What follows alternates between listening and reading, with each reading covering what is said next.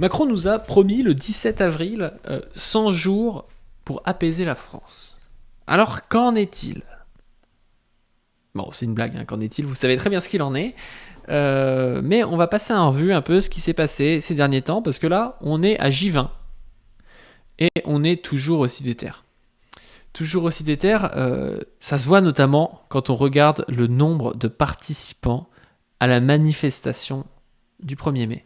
Regardez-moi ce graphique. C'est Hispano Énervé qui met que ce soit selon la police ou selon les syndicats, le 1er mai 2023 est le plus important 1er mai de tout le XXe siècle en France. On vit quelque chose d'historique. Donc là, on voit selon les syndicats, le plus gros 1er mai, c'était en 2009. C'était 1,2 million de personnes. Et là, on a eu 2,3 millions de personnes. C'est énorme. L'an dernier, c'était 210 000. Donc on a 2 90 manifestants en plus. C'est énorme. Et selon la police, on a 782 000 personnes, alors que l'an dernier, on en avait 116 000. Donc on voit quand même qu'il y a toujours une mobilisation qui est absolument anormale, qui sort de la norme, quoi. Et donc, il n'y a pas du tout de retour à l'apaisement, de retour à la normale. En plus de ça, on a des trucs qui sont bons pour nous maintenir excités. Maintenir excités, c'est peut-être un mauvais jeu de mots, là, parce qu'on a les manifestants qui chantent dilatés comme jamais, en référence à Bruno Le Maire. Je vous mettais pas ça pour le jeu de mots graveleux en particulier. Vous savez sûrement que Bruno Le Maire a sorti un livre avec un passage un peu bizarre par rapport à l'anus d'une certaine Julie ou Julia, je sais plus, quelque chose comme ça, dilaté comme jamais, donc, et on a des manifestants qui le poursuivent en sortant des locaux de TV5 Monde et qui chantent ceci. Dilaté comme jamais, dilaté comme jamais, dilaté comme jamais, dilaté comme jamais, dilaté comme jamais, dilaté comme jamais, dilaté comme jamais, dilaté. Ça, c'est vraiment, vraiment excellent comme chant, je trouve, par rapport à notre ami Bruno. Après, on a notre ami Stanislas Guerini, qui était en train de parler, qui s'est retrouvé juste confronté à un manifestant qui s'est mis à lui dire qu'il n'était pas d'accord avec ce qui se passait en ce moment, que c'était un manque de démocratie, et qui a été arrêté. Et là, on voit vraiment une arrestation très, très abusive, parce que sincèrement, il fait rien, il n'est pas violent. Il n'y a aucune raison, et donc on ne peut plus parler avec les élus si on n'est pas d'accord avec eux. C'est quand même ce qu'il faut retenir. Elle est où la démocratie, monsieur Guerini ? Elle est où la démocratie quand vous asseyez sur le Parlement ? Quand vous mettez des opposants en garde à vue de manière arbitraire ? Elle est où la démocratie ? Votre gouvernement n'a même pas pu avoir un mot pour les jeunes Nantaises agressées sexuellement par la police qui a enfoncé leurs doigts dans le vagin de ces jeunes manifestantes pour les humilier. Vous n'avez pas pu avoir un mot pour ces personnes. C'est répugnant, c'est abject. Vous êtes une tache sur l'histoire du pays. Vous êtes une tache sur l'histoire du pays, monsieur. Moi, je suis un démocrate.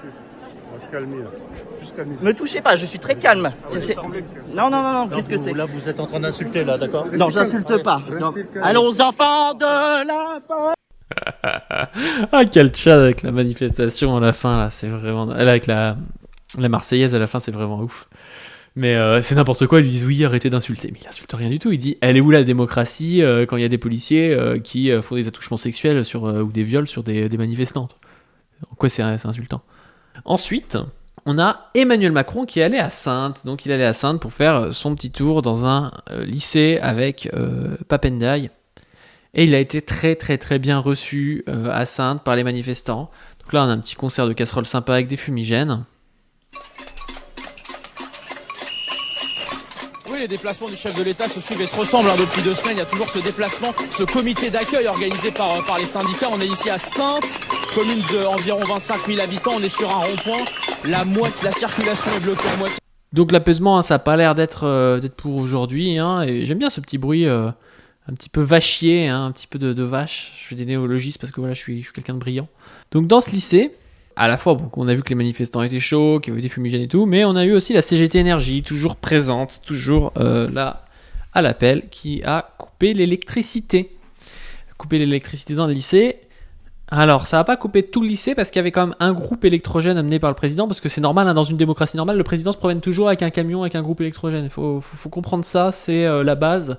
Dans tous les pays du monde, vous inquiétez pas, c'est tout à fait normal, tout est sous contrôle. Et donc... il a pu rajouter de l'énergie, mais je crois que ça ne permettait pas d'avoir de l'électricité dans tout le lycée, si j'ai bien compris. Oui, il y a toujours une coupure de courant quasi générale. C'est d'ailleurs le cas depuis un certain temps dans tous les déplacements du président de la République, que ce soit dans le Bas-Rhin, dans l'Hérault aussi. Lorsqu'il met un pied quelque part, l'électricité se coupe. Alors là, normalement, c'est assez précis, assez synchronisé avec son arrivée. Aujourd'hui, il y a eu un petit peu d'avance. Et puis l'autre particularité, c'est que depuis le dernier déplacement à Vendôme dans le Loir-et-Cher, l'Élysée met en place des groupes électrogènes pour préserver le déplacement, pour ne pas trop le perturber en tout cas, et il y a effectivement un groupe électrogène qui a été mis en place pour alimenter en électricité l'endroit où le président de la République va s'exprimer, va faire son discours sur la réforme des lycées professionnels. Donc une partie du lycée n'a plus d'électricité et la partie où Emmanuel Macron se trouvera tout à l'heure lorsqu'il arrivera avec un peu de retard tout à l'heure, elle a été préservée. On remarquera la ruse de l'histoire. Pour défendre les lumières dans notre pays, on est obligé de couper l'électricité. Mais c'est quand même ouf parce que là, ça doit coûter un pognon, un pognon de dingue, de ramener tous ces policiers tout le temps, un groupe électrogène, enfin, tout ça pour qu'il fasse le cake et qu'il essaie de récupérer des points dans l'opinion publique, alors que c'est perdu l'opinion publique pour lui, quoi.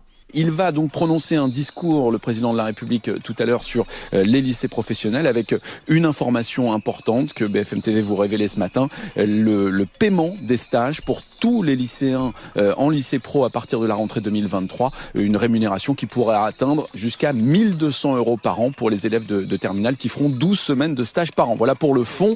Et puis pour la forme, eh bien vous le savez, beaucoup de manifestations à l'extérieur, de manifestants qui essayent de s'approcher de ce lycée. Pour l'instant, on ne les entend pas ici. Et puis cette électricité qui a donc été... On ne les entend pas, mais on les entend là, on entend des bruits de casserole. coupée il y a quelques minutes. Donc, le président y est allé pour faire la photo. Là, moi, j'ai commenté, j'ai mis « Vous êtes le père de la patrie, j'ai beaucoup d'admiration pour votre courage. » Parce que là, c'est vraiment... il est en mode petit père des peuples. C'est incroyable comme image. Avec vous à Saintes. Vraiment, mais qu'est-ce que c'est ridicule. Quel kékos, ce type.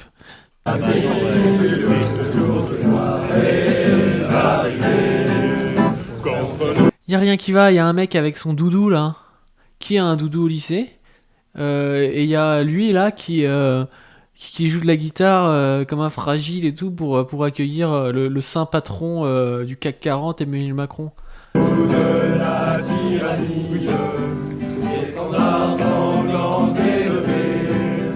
Sincèrement, moi il y avait des gens qui étaient un peu des suceurs dans la classe, qui étaient un peu qui brossaient les profs dans le sens du poil, mais des gens comme ça j'en ai jamais vu moi.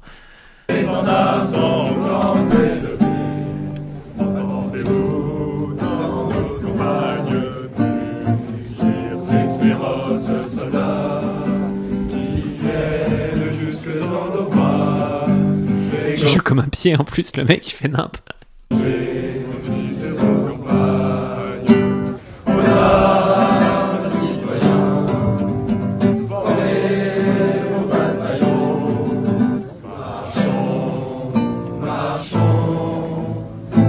Mais attendez, c'est pas possible. Alors, ils peuvent pas avoir un mec qui joue mieux que ça dans leur lycée. Il y a forcément des mecs qui jouent bien. En